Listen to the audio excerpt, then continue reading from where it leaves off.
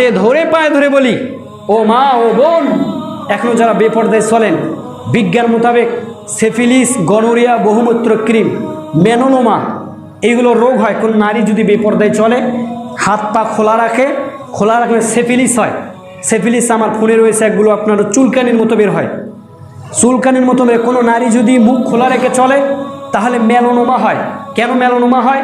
এই মেলানোমাটা হওয়ার কারণ মেয়েদের এই যে মুখের চর্বিটা বা মুখের যে চামড়াটা, এই চামড়াটা হচ্ছে 34 নার্ভ রয়েছে, নার্ভ 34 নার্ভ, এত কোমল এত নরম এই মেয়েদের চামড়া, কিন্তু ছেলেদারটা হচ্ছে 17। এই জন্য ছেলেরা রোজ সহ্য করতে পারে, মেয়েরা এতটা রোজ সহ্য করতে পারে না।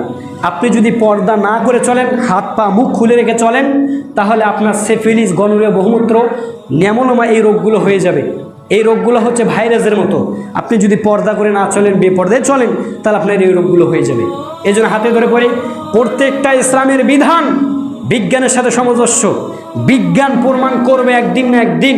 আপনারা তো জানেন, কোনো ব্যক্তি যদি দাড়ি সেভ করে, দাড়ি কাটে, তাহলে তার যৌন সমস্যা হয়ে যায়। বিজ্ঞান প্রমাণ করেছে। কোনো ব্যক্তি যদি, কোনো ছেলে যদি টাকনুর নিচে কাপড় পরিধান করে, এই যে এখানে টাকনুর এই জায়গাটা তো যে হরমোন থাকে, যে হরমোনটা পুরুষের জন্য বাতাসের প্রয়োজন হয়, বাতাসের প্রয়োজন হয়, এখন ওই জায়গাটা ফাঁকা রাখা লাগে। যদি তা না রাখে তাহলে তার যৌন সমস্যা হয়ে যায়, অনেক ক্ষতি হয়ে যায়, শারীরিক অনেক অসুখ হয়ে যায়। আর নারীদের এই যে টাকনু, এটা ঢেকে রাখা কেন? যদি ঢেকে না রাখে, মেয়েদের হরমোন থাকে কম থাকার কারণে, বাতাস পাওয়ার অনেক কিছু পাওয়ার কারণে ওদের যৌন শক্তি কমে যায়, চেহারা খারাপ হয়ে যায়, অনেক কিছু হয়ে যায়। বিজ্ঞান প্রমাণ করেছে। এই জন্য বলে আপনি পর্দা মানেন না, পর্দাও ইসলামের সাথে সামঞ্জস্য। এই যে বললাম সিফিলিস, গনোরিয়া, বহুমূত্র, মেলানোমা এই রোগগুলো হয়।